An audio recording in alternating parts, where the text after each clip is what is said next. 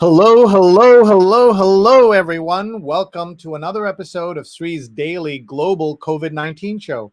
My name is Sree Sreenivasan, and it's my honor to convene this daily conversation around various aspects of the pandemic. These are part of our Stony Brook Journalism episodes. My students at the Stony Brook School of Journalism are producing several episodes as part of our Digital Innovations in Journalism course. Tonight's episode is produced by Sean Gribbin, Nicholas Grasso, and Elisha Asif, and guest hosted by Sean and Nick. You'll meet both of them in just a minute. Today, you can see we have an unusual card because we have an unusual show all about entertainment with three essential entertainers. Leslie Mendelson is here, an indie singer and songwriter. Her new lyric video, All Come Together, out today. Her single, Head and Heart, released earlier this month. She's streaming live from the City Winery this Thursday, so please join her for that.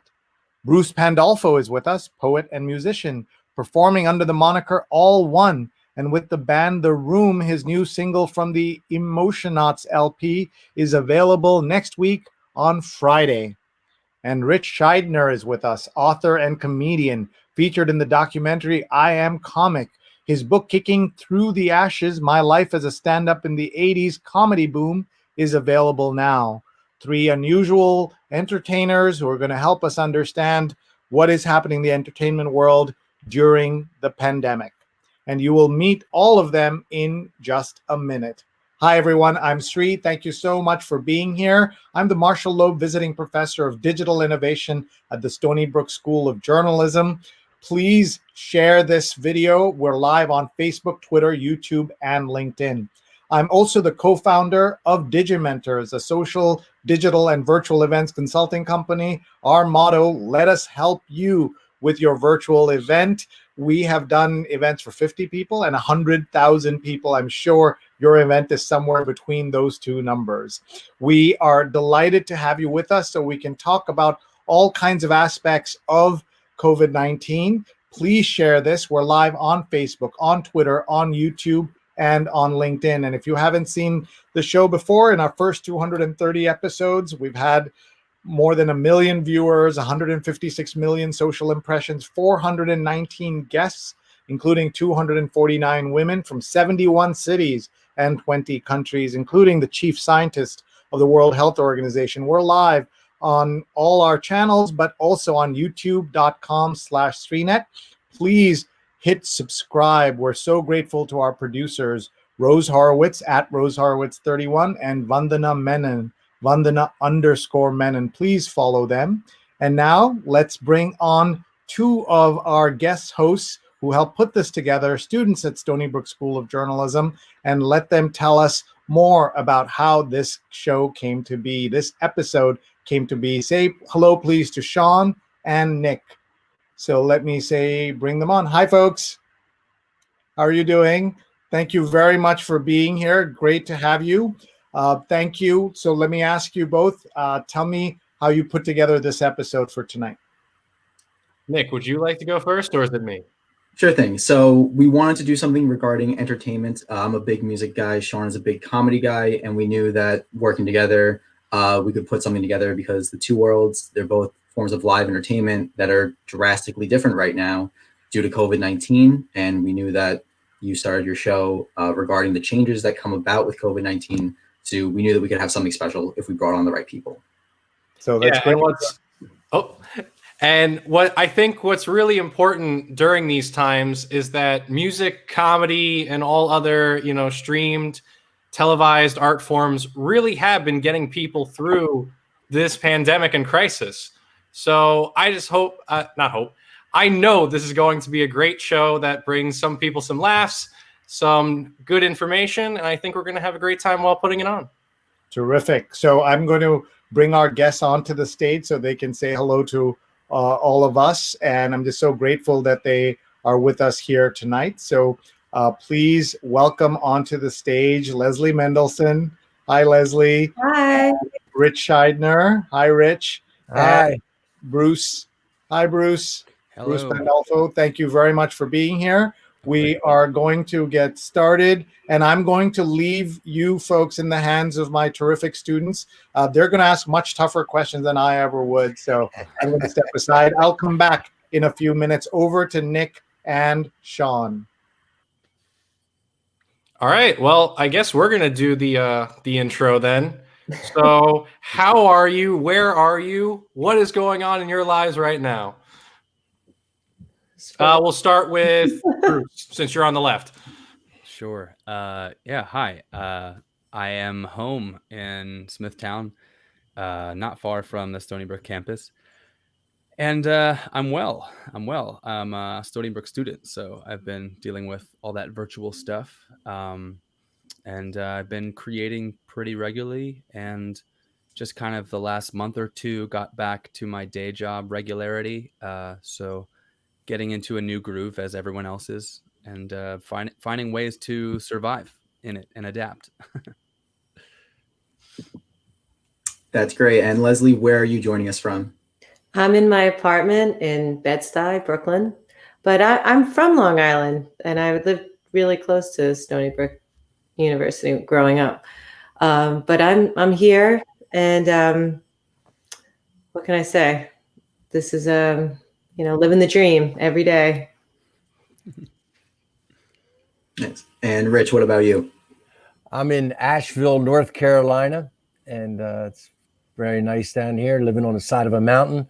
Bears coming by regularly and checking out our trash, and I'm doing a lot of writing, and as everyone has noted, adapting in the pandemic in terms of entertainment. All right. I was gonna say, Rich, you look a lot different than your stand-up videos. You got the beard, longer hair. Yeah. I let it go. I'm just gonna let it go until the pandemic's over. Come out of here looking just Rip Van Winklish. All right. So with that, we're going to hop into our first question. So when was the last time each of you were on stage, and what was it like? We'll start with Bruce. Actually, I had the pleasure of being on a stage in Stony Brook, East Setauket area, outdoors, with minimal people and people with their masks on, as long as they were not seated. Just about a month ago, maybe 5 weeks ago. That was really wonderful to be back among community and experience the sort of electricity that only live performance and all the improvisational odds and ends that occur during them, get experienced. So that was really, really special. And it definitely had me like aching to just be back even more than before I had returned. So yeah, it was great. Nice. And Leslie, what about you? Last time you were on stage? Well, let's see. I did a couple of things this summer. They were, outdoors, and that was okay. They were. I couldn't believe it felt great the last time we did it. It was a backyard party, and people were socially distanced, and got to play a real show in front of people. Because before that, I think it was, just late February was my last show. So, we've all been relegated to doing live streams from our rooms. Nice. It's good to know that you guys got to feel some of that fresh air when you perform. Rich, what about yourself? 2 weeks ago in Henderson, North Carolina, brewery, a patio outside, about 40 people distance, in a place that they normally hold around 200. But it was live. It were laughter. I heard laughter. I can't do a Zoom show. Zoom shows don't work for comics because you can't hear the laughter. No laughter, no show. And so this was a lot of fun. It was a lot of fun. Got a chance to just play with the audience and do a lot of new material about the pandemic, and it was fun. A lot of fun. Now, Rich, I heard a lot of news over the summer that comics were doing shows kind of drive-in style where there were cars and people were honking instead of laughing. Were you a part of any of those shows or no? No, it's so ironic that became acceptable. That is in Steve Martin's book, his autobiography, Born Standing Up, as a nightmare hell gig that he did a drive-in where people just honked instead of laughed. it's axiomatic. I mean, comics have to have the laughter. So comics were desperate. They did Zoom shows and drive-in shows, but honking a horn just doesn't cut it. And it doesn't. Comics get their energy, their timing. The whole show's predicated on the laughter. It's like a band. You go, okay, we're going to have a 5-piece band, and 4 people don't show up, and then one person's out there just playing the bass drum all night long. It doesn't work. Nice. So Leslie, could you tell us a little bit about if playing music live works over Zoom or through any other live streaming? It's better than stand-up. I feel sorry. I have a few comedian friends, and I've been going to. There's this place called The Stand. Oh, I know that. Yeah, and it's hilarious because it's so awkward, and they're really good at making it super awkward. You know, just digging into that. And there's like trucks going by, and you know, and now they're like doing these weird things that, you know, just semi-legal places, but they're like plexiglass. You can't have atmosphere like that for a comedian. So I feel like we're you know, it's a little better for us because I can play on my own and play. I mean, it sucks, but it's you know, it's something to do. And you know, getting the little messages when you're doing your live stream is really nice, except I'm blind. I'm like looking like that, and then I'm trying to. That's not fun. But it's you know, in the beginning of the pandemic when there was nothing going on, and all of a sudden certain venues were hosting your live stream from your room.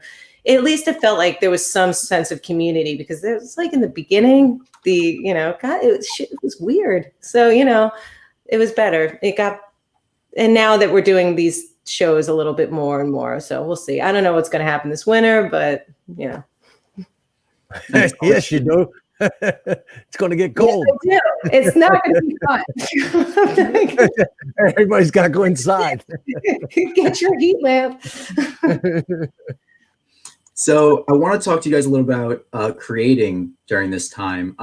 Before the pandemic, did you have a sort of work routine where you knew you had to write a certain number of days during the week, or if you had a specific schedule for creating new songs or new scripts? And did that change during the pandemic? So Ritch, if we could start with you, what has it been like creating under lockdown? Well, it's been a blessing for my writing. I write all the time. I've written a new script. I write all the time. I don't have to worry about travel or, you know, performance is a whole different mindset. It's a whole different energy. So the writing has been great. And I've found that other people, I mean, you know, I hear so many comics complaining about their careers being stalled, but then this young woman, Sarah Cooper did TikTok impressions, you know, just not impressions, but she lip synced Trump's speeches. And she became a hit, and she became a huge hit. So people have found creative ways to exploit the pandemic and move their careers along. So I'm a guy who's like, you can't say retired, because as a comic, you retired when people stop giving you jobs. When they stop giving me jobs, then I'm retired. Otherwise, I'm never retired. But you know, I'm in a different place in my career than a lot of young comics, so I feel bad for. They got stalled, you know, because the live shows stalled out, and there's less TV going on and everything. Mm-hmm. So talking about how younger people are feeling during this time, Bruce, let's switch over to you. What has it been like creating? I have to agree. In some ways, it's, you know, there is a silver lining. You know, a lot of people I find were mostly just looking for opportunities to not have to perform a lot of their obligations that were more quotidian and more you know, their work and the banalities of their day, and the quarantine kind of put a lot of that to the side. I was furloughed from a job, and I had a lot of time at home, and yeah, I found it really great. I mean, it was great to be able to mostly just focus on things, and I got a studio situation up and running in my house, and started recording a lot of demos, and learned a lot with home recording and different writing routines and different projects. I inherited a typewriter from funny, we're in this conversation about you know, technology, but a family member gave me a typewriter, and I just recently started doing like typewritten poems and taking commissions and whatnot. And I was also doing audiobooks by request in the early weeks of the pandemic. So I was finding ways to keep myself busy and entertained. I mean, creative people are going to come up with creative solutions, and we have to make things we're like sharks. We need to keep moving to live. So, we all find our ways to make it happen, Nice. And Leslie, you recently put out so much during this time, but among other things, you put out an acoustic EP and a single, which is a cover. So what has it been like? Have you come up with any new material? No. You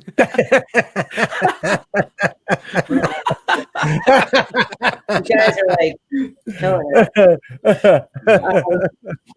No, it's just like, I don't know, just trying my best to like do something. I'm so uninspired, but I'm trying. So so the record, we had planned to put the record out in April, and we're like, we're gonna put it out anyway. And I'm glad we did, because people had some time to listen to it. So I thought that was, that wasn't the worst. I mean, it sucks because we weren't able to promote it, but put it out. And then doing all these live streams, I made kind of a more of a rock and roll record this time. So I had to rethink the way I was going to perform the songs. So I was stripping things down, and that inspired the little EP I did over the summer called In the Meantime. And I took some of the songs from the record and then a few covers. And that's it. I've done nothing since. No, that's it. But. And just so everyone knows out there watching, the name of that record is If You Can't Say Anything Nice. That's the record from April. Yeah, that's the main record. Yes. And Sean, I believe you have. Yes. So going off of writing, I want to talk a bit about each of your material, and this question does have a bit of exposition buildup. So, Ritch, your stand-up from both then and now is just hysterical. I was watching old clips of you on The Tonight Show, and I really like that bit, especially about 4D horror movies and all those bits. There was one about Indiana Jones that was funny. And I also got a kick out of you fencing Steve Martin in that film Roxanne with a golf club.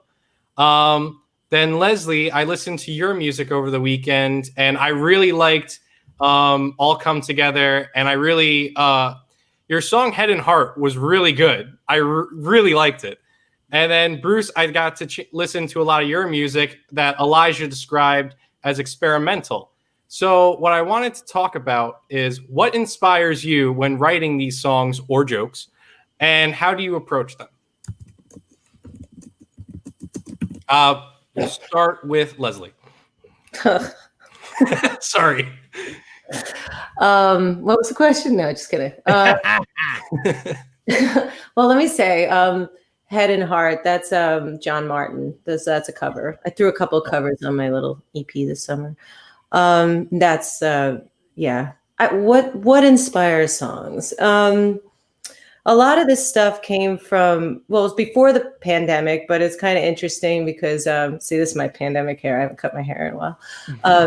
So it kind of stemmed from, I have got a lot of anxiety, and I'm sorry, I'm getting so distracted from this. Is anybody else saying this? Okay, anyway.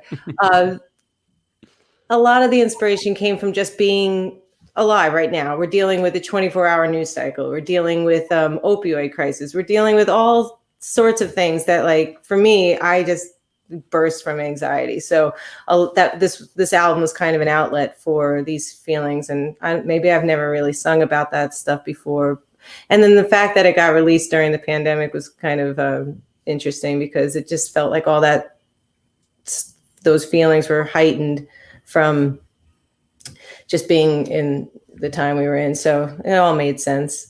And does that answer your question? Yes, it did. So moving on, Bruce.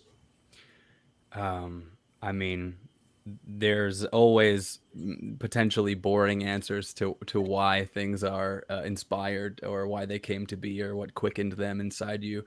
But what I found, I'll talk a little bit about the experience during the pandemic, just to keep it relevant. The things I made, I ended up collaborating with a handful of people that sort of just came out of the woodwork and were friends of mine, and they were kind of in the hopper, so to speak, people that I had been friends with or whatnot, and developed closer relationships with artistically and socially, and wrote a few songs with people that just reached out. And in all of this, I think everyone was yearning for connection and yearning for something to be preoccupied by, whether it offered some respite from the woes and the insanity of the hellscape we've been living in, or just some way to channel some of that. And so, yeah, that was a lot of that.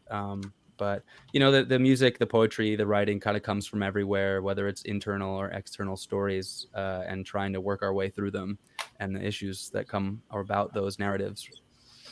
Mm-hmm. And Ritch, yourself? Well, the comic formula really hasn't changed over the last couple of million years. I have some sort of complaint, which I have to turn the big wheel and make it something funny. And the complaint being anything from irritation to something outrage.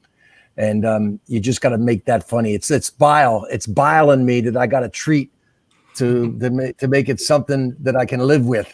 So whatever it is, like right now I'm writing these little stories. I call them Somewhere in Trumperica, and they're just little short stories about people in Trump's America. And I get a lot of kick out of doing it. And so the inspiration is everywhere. I mean, I had a fun thing, wrote this little story about a Trumptilla, and it ends up with a fiery explosion and a bunch of people dead. And I laughed, that made me laugh, made other happen around you. Like the pandemic, I read books on when the thing started, I read some books on past, the pandemics, the great plagues in the past, and the great plague of the 14th century took out about a third of the people of Europe. But that labor shortage caused a huge shift. It caused the end of the serfdom and the end of the caste system and the beginning of the rise of the middle class. And so I thought, if this thing turns out really bad and a lot of people die, it's going to be bad for the people who die, but for the people who live, they're going to get some kick-ass jobs. So I was just trying to find some positive in there, something funny to do, at the end of it. That's all. It's all the same as it ever was in terms of jokes. You just have to, something irritates you. I don't care if it's Jerry Seinfeld, Bill Burr, Sarah Silverman, whoever it is, something irritates them, and then they have to move that into something funny because they can't live with the irritation. That's it. Yeah, Bill Burr is definitely, I have a few posters of his. He's definitely a number one comic for me, and his recent SNL show was just hysterical to me. I wrote a yeah. Wait, you wrote what? I wrote a review of it. I wrote a long review of it. I analyzed every joke. It was he's a line dancer. He goes right up to the line and he dances on it. And a lot of comics can't stand on that dance. It's a fine line. And he's a king of the rants. And a lot of people didn't even pick up. They heard him go after white women and they turned off before they even considered what he was actually saying. And it was hilarious. It was just a great, provocative bit of stand-up, reminiscent of the greats, really is. Mm-hmm. All right, so jumping off of that, I want to jump back to something that Bruce had mentioned, talking about what inspires him. So since you are a student and you are trying to start your career and in the beginnings of it, during all of this and your education, how do you balance your time between between the two, really? And I was wondering if Ritch and Leslie, do you have any advice on how to better balance your career with other life responsibilities? Okay. I'll just take the advice, please, because the answer in short is poorly. The answer is poorly. I chase my manias, and I try to grapple something that helps me make sense of the day or whatever chaos happens in my head as I digest the world around me with wide eyes. And I mean, how do I make it work? By scrambling, always sleeping woefully little, and just trying to do things last minute often. So it's definitely not a master class in time management. It's more of a master class in just trying to keep myself stimulated and chase different ambitions that keep piling up on my shoulders. And we'll see if I come out of it as Atlas or not. But yeah, I mean, honestly, it's still a work in progress for sure. But we're trying, and I'm going to the deadlines, feeling very dead as I approach them. Nice. So, Rich, based off your laugh, do you have any advice to offer for that? Oh no! You made me when you said balance. Balance what? I was so completely obsessed. I spent every night in the comedy clubs back in the late 70s, early 80s. Every night, every minute, thinking of jokes, writing them down everywhere. It's consumed by it. I mean, in the wee hours when you're like really, your mind would go really as my ambition exceeded my talents. That's the fear you would have in the dark, quiet time. But other than that, you're chasing it. At least for me, I found there was no possible balance. If a girlfriend said, you're doing this too much, you go next. It didn't equate that there was any balance possible, or I didn't think about balance. I was just chasing that thing, and I'd do whatever I have to do to get more stage time and to get better. And to write more. That's all I cared about. That's it. I don't even. That's why I laughed. I just thought balance. I mean, that's something comes when you slow down enough to actually know that you're up on a high wire. You didn't even realize you were on a high wire. You're just out there. You're just out there doing it. Nice. And so for Leslie and Rich, you guys have been putting out your creative work for a while now. I think a lot of people that want to try to be creative, whether it be creating music or creating art or performing stand-up, they may seem hesitant to get started. They might not know what that first step is. Is there even a first step for people that want to try to be creative? Like, how did you guys first start out? Was it just, you just have to write? Yeah. It's a compulsion. It's something that you just, from an early age, I knew that this is what I wanted to do. It was one of those like career day, like I just knew I was either, and then it doesn't even, it's just what you do. You practice, you learn songs, you start to write, you start to figure it out. And it is just something that you do. It's not even like a decision. It's like, this is it. So I knew it. Now I'm like, great choice. But it was a great idea. But it doesn't matter. It's like, it's still what we're doing, I mean, it's funny now, the balance is different because you don't have the outlets that we have now. So we're doing other things. Like I'm trying to learn Italian. That's like my big thing. It's terrible. It's going terribly. And like just little things like that. But that has nothing to do with the beginning. The beginning is just all about, it took over. That's all I wanted. That's actually really helpful because, I mean, about me, even though I'm studying journalism, I aspire to be a screenwriter, comedian, comic writer, etc. And I do find it hard to find the time to figure out how to write and go on. It doesn't help that I was never properly taught how to type, so I still type like this, but rather quickly. And so I want to jump into a question about towards Rich. Your work has been quite impactful to me, and I'm still in the middle of your book, Kicking Through the Ashes, which tells the story of your life during the comedy's boom in the 80s. Speaking of the 80s, I'm pretty sure this is the jacket my dad wore in his honeymoon, and I'm pretty sure clothes were a lot more uncomfortable back then because this thing hurts. But anyway, I was hoping to hear a bit more about what it was like back then and how things have changed.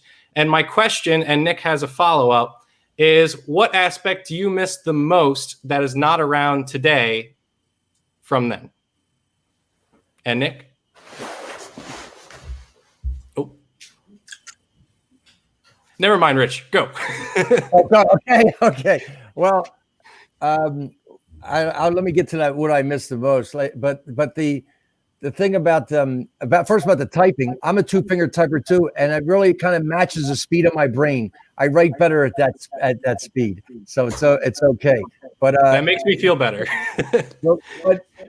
when I first started, I mean, it was just, you had to hang out. You just had to hang, and that hasn't changed. And every generation has a different struggle to get to the microphone, to get in front of an audience, to do comedy. And in my time, people didn't expect comics to come up. There were a lot of singers-songwriters. I'd go on into these pubs in Washington, D.C., where I was living, and talk my way on as the only comic on the show. And then eventually met another guy running around town named Lewis Black, and we would like, oh, okay, you're doing it too. I didn't know anybody else was doing comedy. I didn't know there were comics in New York doing it. It was kind of isolated. There's no social media. There's no internet. There were no cell phones. And so I was just sort of doing it and not having any instructions, but I was also free to experiment and do whatever I wanted to do. And so there was a lot of that freedom there, but the struggle was to find crowds to do it. Now the comics have a struggle to find an audience that's not all comics. They tend to perform open mics in front of other comics, which is, everybody knows, the worst possible audience. But for us, is once I got in front of a crowd, I opened up for a lot of rock bands. My first paying gig was opening up for the Ramones. I did a lot of rock bands. Opening act work was what I learned to do stand-up comedy in front of these. So I had to hold their attention. I'd be walking out without a guitar. They go, "What's he going to do?" There was no like, "Oh, stand-up comics. Yeah, we're quite familiar with that." There were a couple of stars that they were familiar with, but by and large, there weren't young comics in front of the audiences all the time. So it was just a different challenge.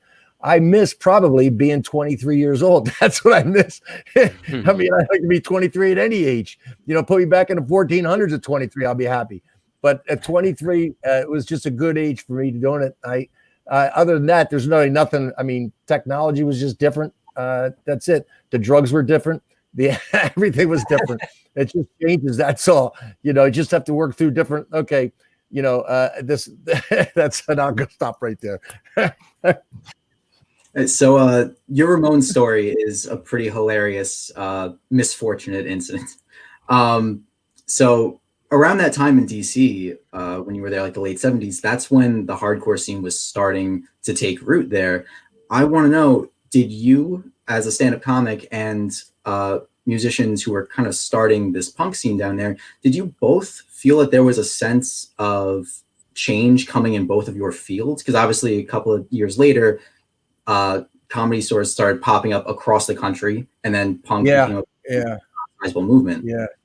Yeah. Well, I had a lot of musician friends, and in terms of the comedy, this bar just started doing comedy, and all these comics showed up. These people wanted to do stand-up comedy showed up, so those little scenes were popping up all over the country, bubbling underneath the surface. And then the comedy boom exploded in '80 when the comedy clubs started popping open. But in terms of the music, you could feel it. I was a big Elvis Costello fan when he broke out in '77. The songs were shorter, the anger was tuned up, and I liked it. And the Ramones were the same way. These short blasting sets, the Talking Heads, all these sort of bands, which I really liked. They got away from those 15-minute songs with a 4-minute drum solo of the '70s. Those dinosaur bands were just no longer current and relevant.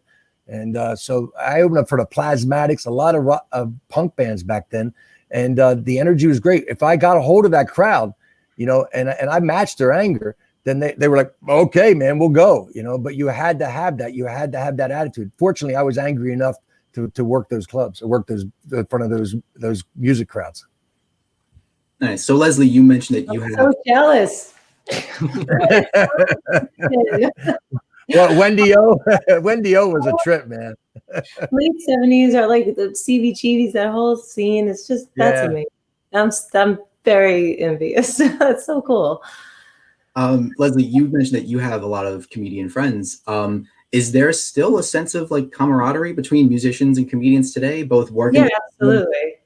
Especially like we're all self-deprecating and trying to make fun of everybody and just the situation around you, right? I mean, it's just trying to make each other laugh, and especially in times like this, we need it. Yeah. That's a fact. We have a question from one of our viewers. Yvonne, if you can pull that up. It's from Jake. Has the time in isolation and quarantine impacted any of your writing? Ritch, you've mentioned that you have done material about quarantine, so maybe we can start with you. Do you want to maybe share one of your jokes if you have a quick bit about that? Well, I did a whole bit about the mask, how many masks there are, and how many different masks I have hanging around the house. So we have like 3,000 masks around, and masks everywhere in the car, it never had a mask before. Now I have different styles, oh, I put on the full mask, I'm going to go full incognito. Oh, I'm going to go for the slim mask. It's a whole fashion thing now. So the mask things, we were just joking about that. And the fact that people are stuck together in a pandemic, that I talked to this contractor and he's so busy working, building extra rooms in the houses because people going like, I need more room to get away from that son of a, you know what I mean? So there was just stuff that I did like that. I mean, the pandemic really, I guess on my writing is kind of writing stuff. I wrote stuff for the jokes for a Democrat, and I wrote stuff for that, and then I'm writing these stories about Trump. So that's it. I mean, I'm kind of venting there for my political views, but I haven't been on stage about 5 times during the pandemic, so not like I'm working on a lot of new material. Mm-hmm. And Bruce, what about you? Any new songs inspired specifically by the situation that we're in right now? I did a few things that were not necessarily openly talking about the quarantine or pandemic, but really, I think a sense of the isolation and the weird things that come about from that. And then, like I think we answered earlier, similar sort of question, but a lot of collaboration did pop up during this, and on being furloughed from a job, I tried to put a lot of use to the time and finish recording, mixing and mastering music I had been working on, recording a lot of demos and kind of taking up some of my time, maybe productively with the poetry or the music and whatnot. And even doing some virtual performances and the things that sort of inspired. So I think there was some benefit to it, which, you'd hope to get after all the tumultuousness that it brought about as well. All right. So going off of that, bit more of like a thinking question here. Quarantine gets lifted. Nobody has to wear masks again. What's your dream venue that you're playing? Where's the first place you're going? We'll start with Ritch. I'm going to go down to the Laughing Skull in Atlanta and do this show I'm doing on the history of stand-up comedy. So I'm going to go there doing it now. I'm going to be doing it in November, but I'd like to set up a little residency and really get this show down. So that's a dream place because it's a great little room, and even with social distancing, it's a tight room and you can hear the laugh. So that's my dream gig, a nice tight little room to do this show that I've just started doing. Nice. And Ritch, without giving us a free show, could you just tell us a little bit about that? I know that you mentioned that pretty surprised you found that stand-up in America dates back to the Civil War. Right. The first stand-up comic was a guy named Artemus Ward, a wild character. His girlfriend was Ada Menken. She was the first sex symbol in America. They were like the first stars, and he started doing it during the Civil War.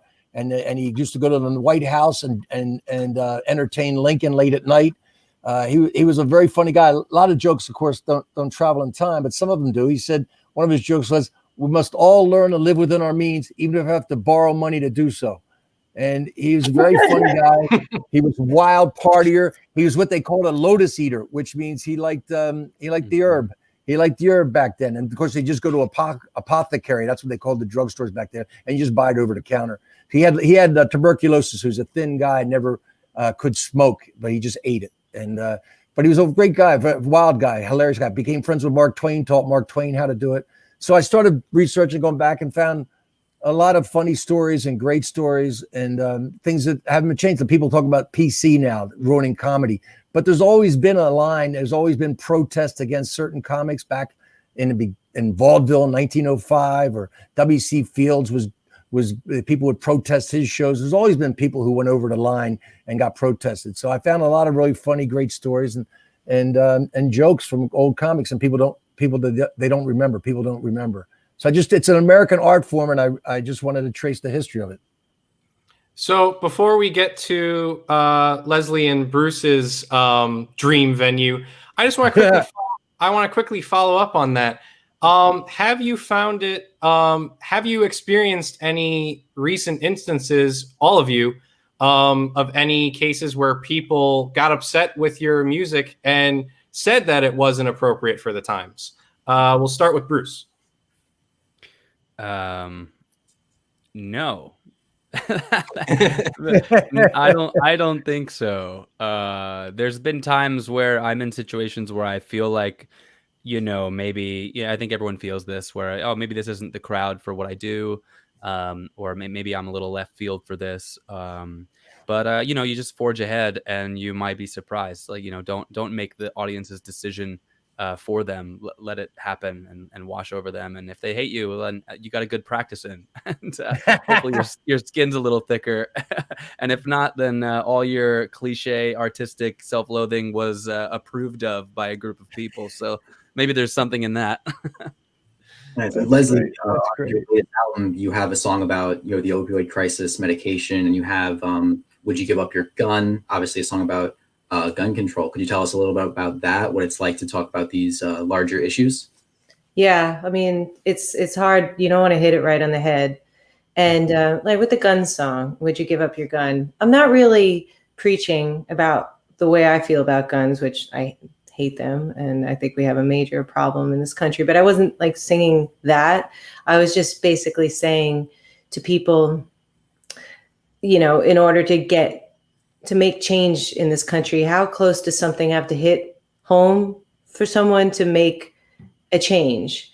And it's also just trying to have a conversation with people who don't have the same views as you. I find it increasingly difficult in this heated climate, and you can't even have a discussion with somebody because it's so polarizing. So, a lot of the topics on the record is just to be able to have a conversation about things that are difficult to talk about.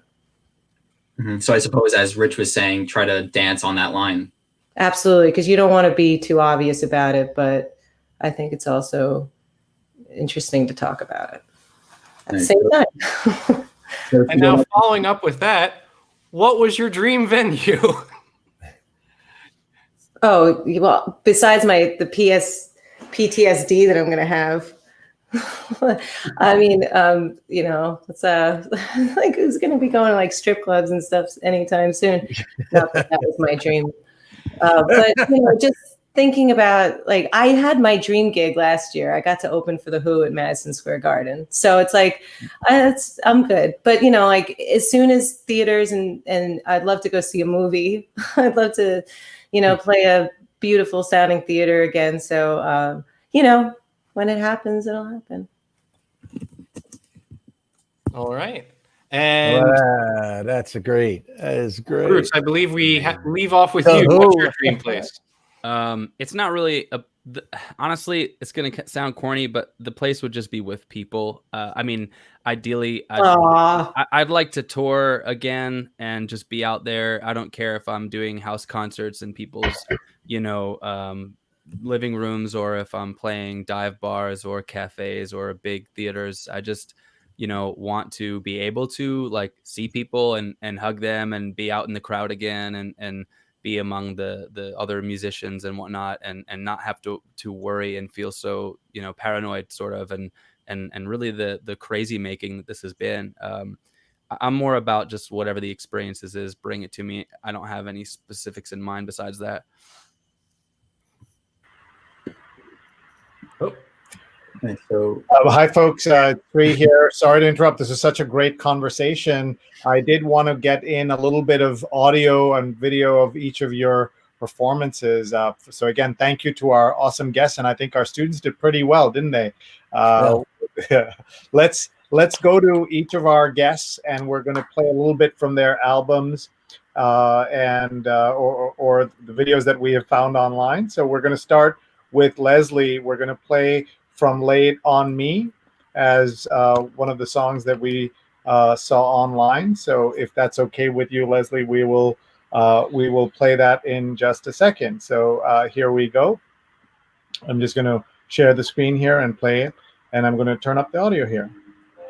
I don't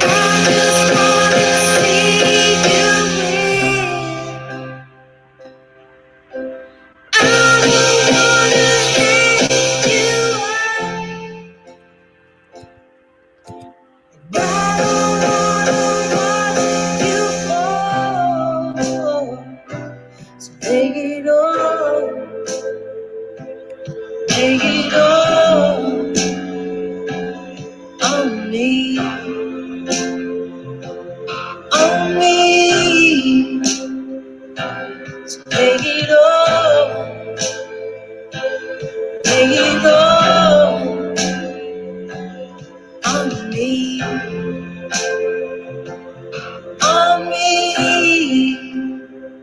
Beautiful song. Leslie, can you set this up a little bit tell us about the song and even this video technique? It's really unusual.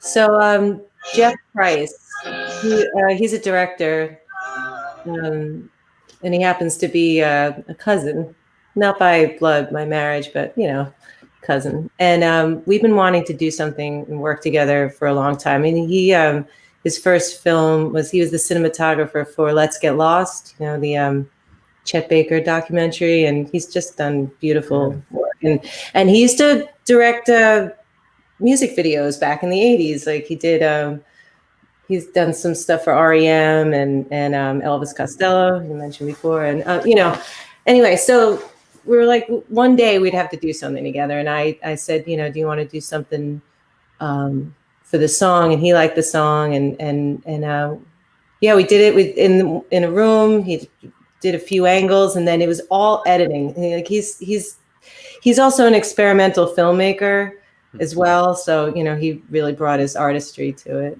And then the song is really, it's kind of, it was co-written by Steve McEwen, and it's really about kind of, what is this? What was I saying? Bridge Over Troubled Water and songs like that, and The Weight, where, those kind of, I've always wanted to write a song like that. And where you're just giving yourself to somebody. It's really simple. It's just when you're there for somebody, and it's just in all of your guts and your soul and your heart. Oh, that's beautiful. Thank you so much. Bruce, we're going to play something from you now. And as we do that, tell us, Bruce, where we can find more of your work and where people can find you. So you can stream all of my music by searching All One. You'll probably get some other people as well, but on anything, Pandora, Spotify, etc. But you can catch my whole discography at allonevoice.bandcamp.com. Allonevoice.bandcamp.com. Great. Yes, that's right. That's all right. Let's play this song, The Catch. Tell us about it. It's sort of an autobio, tracing the weirdness or cherry picking vignettes from my childhood to now at 32, of going from a class clown to a in my teens a skater punk jackass wannabe filmmaker, and then finding refuge and solace from my crazy ADHD head in creating and performing and making music, and then landing me right where I was when I was writing the song. And it's the third single I've released from Emotionauts, which the quarantine sort of put off, but it will be out this year later. So yeah, that's. I love all these adjectives of all the different things you've done and you like to do. All right, let's play The Catch by All One.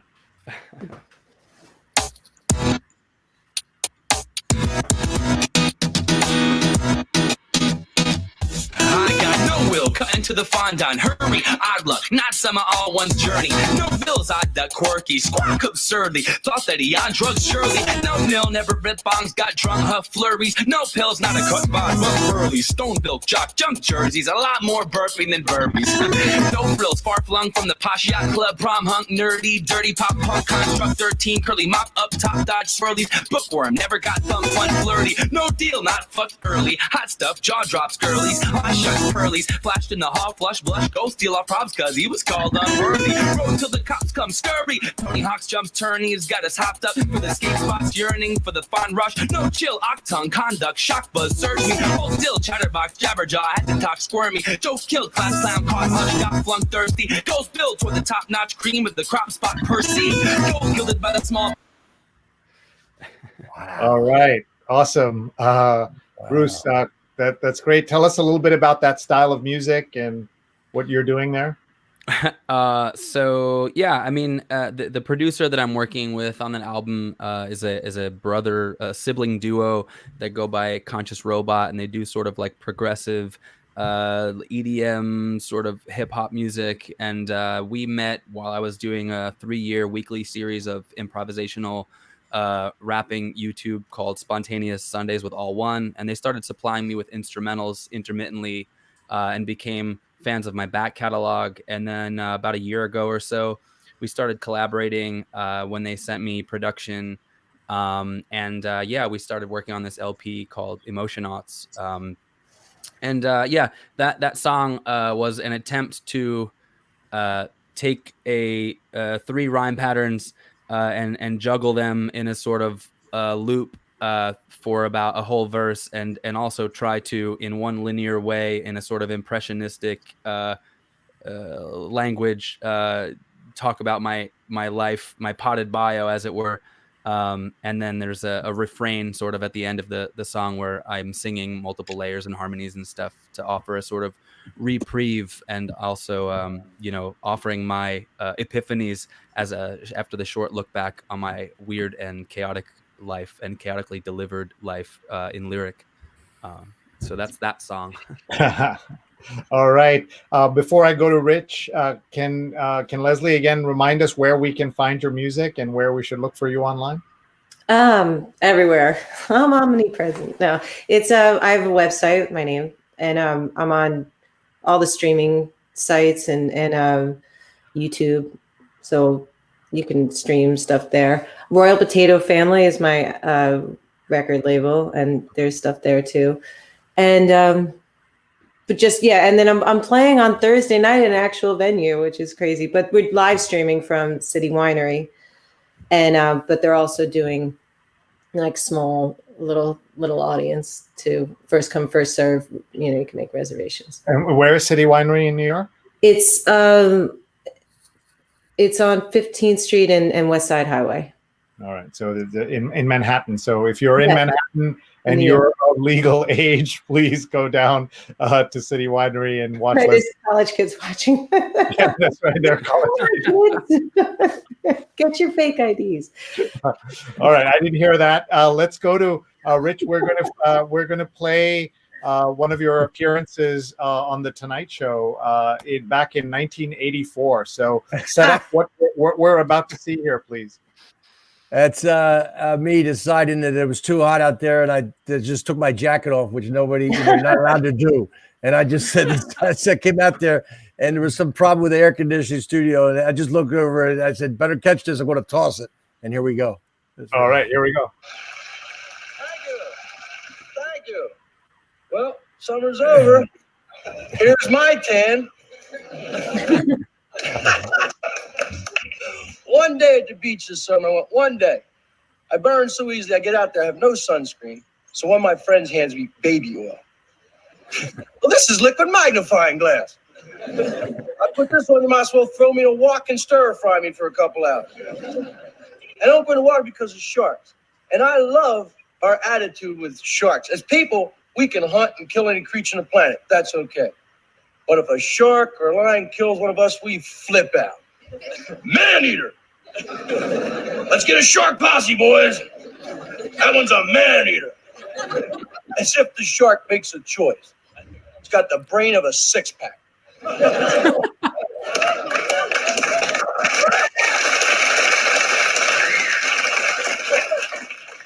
I'm sure the shark is roaming the ocean thinking to itself, well, I had tuna yesterday. Tuna the day before. Well, I could go for an insurance salesman on a surfboard about that.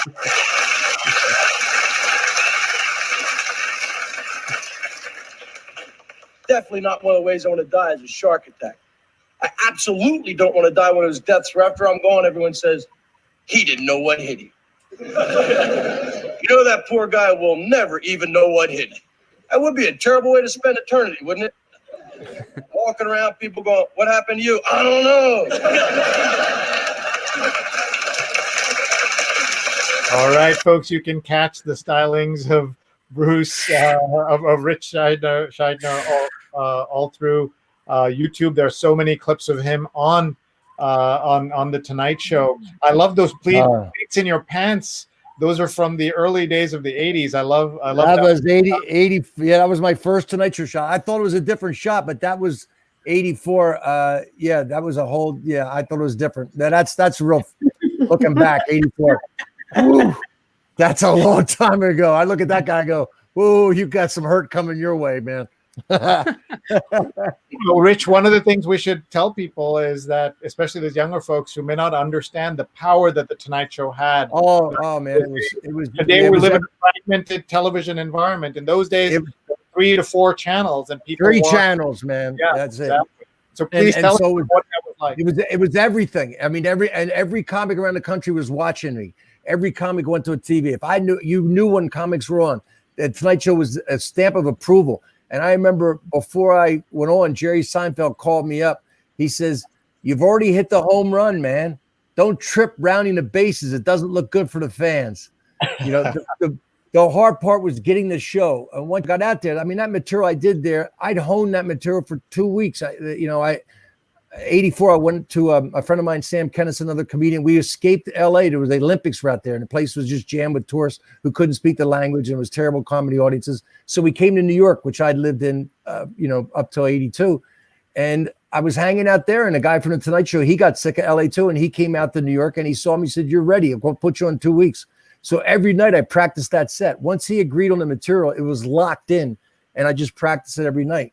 So it's a whole different experience. I mean, it made my career. Things started popping in ways that you can't imagine with one shot on a talk show these days. It doesn't matter. But back then, it made a lot of things happen. I got big management, big agencies, started getting, all sorts of different things came my way. Before we give you all a chance to give us a final thought. By the way, I'm still trying to process my jealousy of Leslie opening up for the Who. I'm still trying to work through that. So I just want to know and let you know how much I had to overcome just to do that little thing I just did.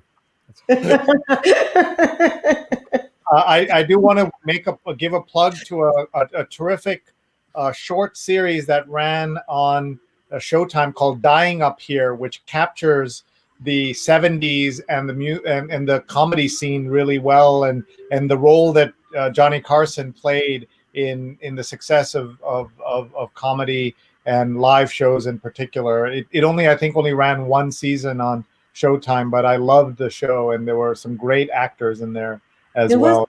Jim Carrey produced it. Yes, he did. Yes, he did. You could just look at the language that I had. I said in my act, I'd go, and I didn't curse that much on stage live, but I go, "That's a hell of a way to spend eternity." I had to change it. That's a terrible way to spend eternity. You had to work so clean on network TV back then. Totally different thing. You couldn't say hell of a language. Well, no. Well, there was George Carlin and his seven words you can't say on TV. 7 dirty words, right? But look how different that was. Lenny Bruce, 10 years before that, lost his license to perform and was thrown in jail for, was going to be thrown into jail. But anyway, he lost his license, and Carlin in 72 comes out with that album, and he performs live in Milwaukee, the outdoor concert. And he does those 7 dirty words, and they arrest him. Somebody complained, they arrest him because it was an outdoor concert. And then in his trial, in Lenny's trial, they had a police officer doing Lenny's bits, right? And Lenny was going crazy, going, he's terrible. He can't perform my material. He's butchering it. He's no timing. No. And in Carlin's case, they go into the courtroom, and Carlin, they play the album. They play Carlin's album, and the whole courtroom laughs. The judge laughs, case dismissed. It was funny. And so, but times had changed. In those 7 years, it had changed. Language had changed. Wow. I know, bored everybody but me. No, it's interesting. Not at all. No, this is fascinating. If we can have each of our guests just give us a couple of final thoughts, and then we'll let you go. Thank you so much for being here. We'll start with Bruce. Well, first and foremost, be good to one another, be good to yourselves, take care of yourselves. I didn't get to opine, maybe because I'm the younger dude, but I didn't get to talk about the creative question. But if you want to make something or you want to do something, it's just a matter of putting a little bit of effort into it every day.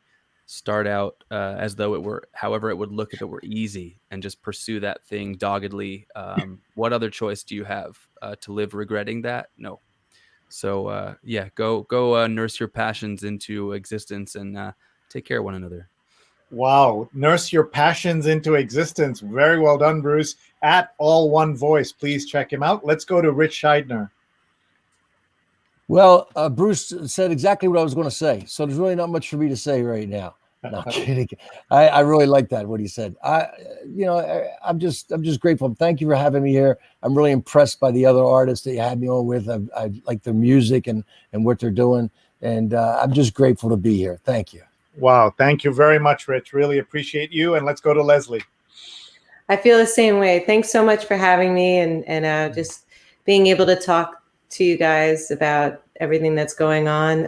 I like to be kind to each other. Get out and vote. I mean, that's an obvious one. I had to say it. Yes, But vote. yeah, that's it. Thank you guys. Thank you. Thank you. Yeah, Thank I you. didn't say that, but I'm very grateful. Let's look at here. Vote, Jonathan vote. Orstein says, entertaining program. Thank you. We have a hello from Philadelphia. We have lots of other comments in here. My mother is saying that it's already October 28th. It's my 50th birthday tomorrow. Happy birthday. Happy birthday. She's wishing me, hi, Amma, love you.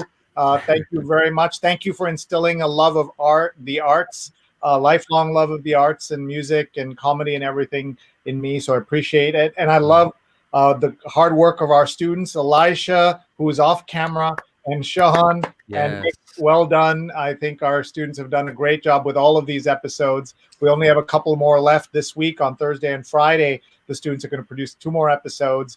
And then tomorrow, my producers, Vandana and Rose, have asked me to just show up as a host on my birthday so that they can produce the show. So we'll see what happens. I'm going to be in for a surprise, I'm sure. But we want to thank everybody for being here.